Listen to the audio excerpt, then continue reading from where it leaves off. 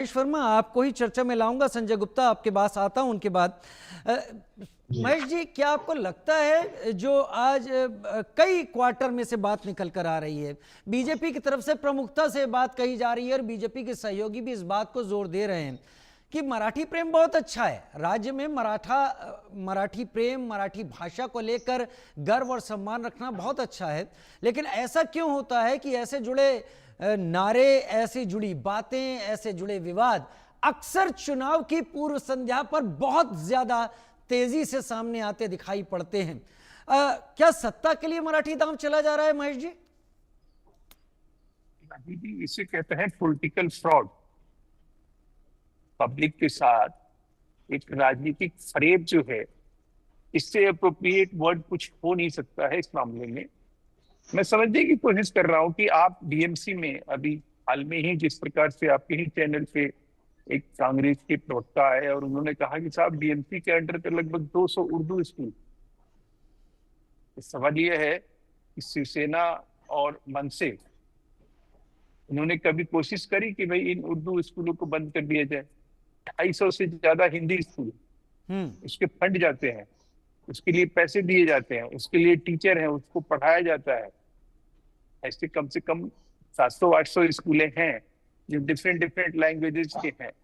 बाकी और स्कूलों में तो मराठी पढ़ाया जाता है। अब रही बात की भाई छठी क्लास से तो ऐसे ही हिंदी पढ़ाई जाती है, लेकिन जो प्राइमरी एजुकेशन है उसमें मराठी को महत्व दिया जाता है। और इनके ये कह देने मात्र से कि मराठी जो है वो पढ़ाई जाए और हिंदी ना पढ़ाई जाए, ये कह देने मात्र से ना हिंदी कहीं गायब हो रही है, ना कहीं मराठी का महत्व कम हो रहा है। तो ये लोगों को कहीं ना कहीं समझ में आ रहा है कि ये लोग दोनों भाई मिलके एक प्रकार से जो है बीएमसी चुनाव को लेकर एक वातावरण तैयार कर रहे हैं, एक अपना एक माहौल ऐसा तैयार करके चुनाव लड़ना चाह रहे हैं जिसमें कि दो फाड़ हो जाए, एक मराठी एक नॉन मराठी। अब सवाल यह है कि नॉन मराठी में जो वोट है और जो मराठी में वोट है, और जिस प्रकार के अभी हाल में चुनाव देखने को मिला मुंबई में, जो मुंबई विधानसभा है लगभग 34-35 के आसपास वहां विधानसभा है, उसका रिजल्ट देखिए 2024 का, उसमें लगभग हम 22 सीटें तो बीजेपी जीती। मतलब बीजेपी तो उसमें 15 सीटें, हमारी जो महा यूपी जो हमारी अलायंस है, हमारा अलायंस जो है लगभग 22 सीटें वहां जीता, बाकी 14 सीटें ये लोग जीते। तो सवाल ये है कि वहां भी इनको कहीं ना कहीं वो हार दिखाई दे रहा है, उससे कहीं ये सहमे और डरे हुए हैं। अब इनके पास कोई और हथियार नहीं है और लगातार इनका एक जो बीएमसी का जो कार्यकलाप है, चाहे चाहे कह लीजिए कि बीएमसी में जो करप्शन है, ये एक बहुत बड़ा मुद्दा रहा है। उसके ऊपर कभी भी कोई चुनाव नहीं लड़ा जाता है।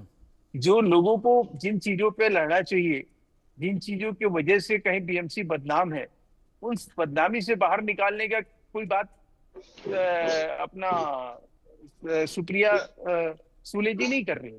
सुप्रिया सूले जी अपनी कंफर्टेबिलिटी के लिए, अपनी राजनीति के लिए वो ऐसी चीजों को कहीं पॉइंट आउट कर रही है कि पता नहीं किस दबाव में मुख्यमंत्री जी ऐसा क्या कर रहे हैं जो आप जो है, जो मतलब आप कह रही हैं और मुख्यमंत्री जी जो कह रहे हैं उसमें अंतर क्या है, समझ में आना चाहिए ना जनता को। आप ये कहना चाह रही हैं कि भाई और स्टेट है और राज्य हैं, वहां पे जो है लोकल भाषा को हमेशा न्यू एजुकेशन पॉलिसी अगर पढ़े बगैर सुप्रिया सुले जी अगर कोई बात कह रही हैं, तो ये जो है भारतीय जनता पार्टी की गलती नहीं है, आपके चैनल की भी गलती नहीं है।